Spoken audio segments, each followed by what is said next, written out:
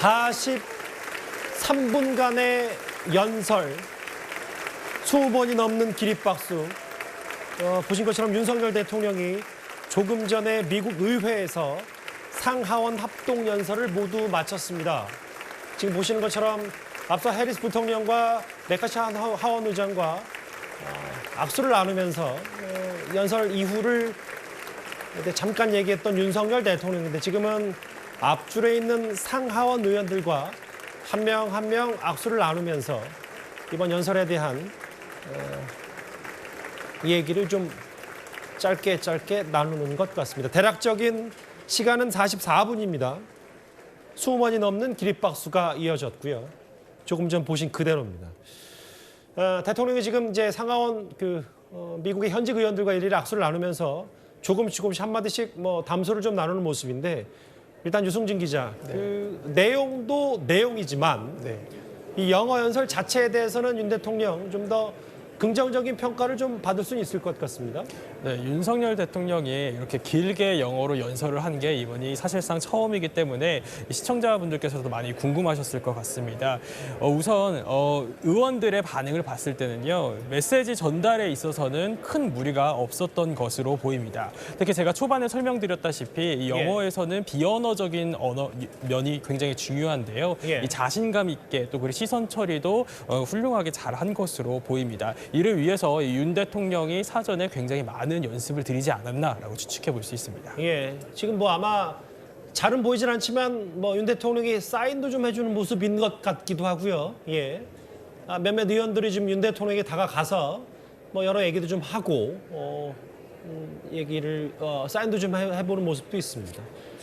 거의 예정된 시간보다는 10몇 분 정도 좀 더 그 시간을 넘겨서 44분 정도 이어졌는데, 몇 가지 오늘 윤 대통령의 영어 연설 핵심 키워드를 좀 정리해 본다면 어떤 게 있겠습니까? 네, 핵심 키워드는 크게 두 가지로 나눠볼 수 있을 것 같습니다. 첫 번째는 거짓 정보인데요. 사실 저 연설을 한 저 장소가 미 하원 본회의장인데, 저 연방의회 의사당 자체가 2021년에 미국에게는 민주주의가 받았던 장소로 유명합니다. 당시 의회 폭동이 일어났었죠. 이게 가짜 뉴스로 인해서 촉발됐다라는 지적들이 있었는데, 바로 저 장소에서 특히 가짜 뉴스가 사회적인 문제로 대두되고 있는 미국 의원들에게 가짜 뉴스로 인한 양극화 그리고 민주주의의 위기가 사회적 문제로 대두되고 있다는 점을 짚으면서 한미가 협력을 해서 민주주의의 기틀을 다시 다져가자라는 의미를 되짚었다고 볼 수 있을 것 같습니다. 또 그리고 자연스럽게 이 자유와 정반대의 길을 가려는 세력이 있다라고 하면서 북한 이야기를 곧바로 꺼냈습니다. 북한의 두 번째 키워드로 볼 수 있을 것 같은데요.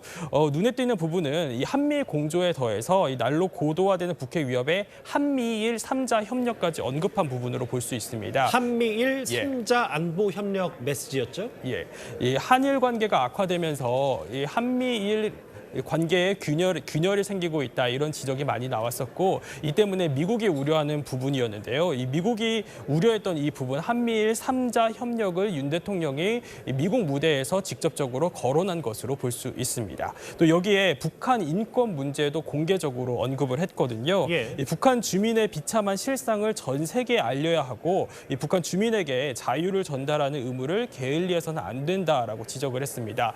북한이 예민해할 수 있는 인권 문제를 공개적으로 미국 무대에서 건드린 건데요. 북한의 반발이 예상되는 포인트입니다. 아직 윤 대통령이 이 하원 본회의장을 빠져나가지 못했습니다. 왜냐하면 미국의 현직 의원들과 일일이 좀 악수를 나누면서 사인도 하고, 앞서 보시는 것처럼 휴대전화로 셀카, 그러니까 사진 촬영도 좀 하고 있는데, 아마 예상컨대는 우리나라 치면 어디 지역구에 어떤 의원이고 오늘 연설이 좀 감명 깊었다, 이런 얘기를 하면서 사인도 나누고 환담도 나누는 모습도 있습니다. 윤 대통령의 44분간의 연설, 20번이 넘는 기립박수, 그리고 해리스 부통령과 메카시 하원 의장과도 또 악수를 나누면서 미소를 띠는 모습까지 현장 화면으로 만나볼 수 있었는데, 요 기자가 이제 핵심 메시지를 몇 가지 짚어줬다면, 윤 대통령의 이번 남은 일정, 여기서 끝은 아니죠? 네, 그렇습니다. 윤석열 대통령은 워싱턴에서 남은 일정을 마무리하고 보스턴으로 이동을 하게 됩니다. 보스턴에는요, 보스턴 클러스터로 불리는 바이오 산업 기업들이 주축이 되어 있거든요. 예. 특히 우리에게는 코로나 백신으로 유명한 모더나 회사 본사가 위치해 있습니다. 이곳에서 미래의 먹거리인 바이오 산업에 주력할 것으로 보입니다. 예. 윤 대통령 여전히 지금 이번 합동연설의 하원 본회의장에서 착석해서 얘기를 들었던 현직 의원들과 함께 사진 촬영도 하고 사인도 해주는 모습까지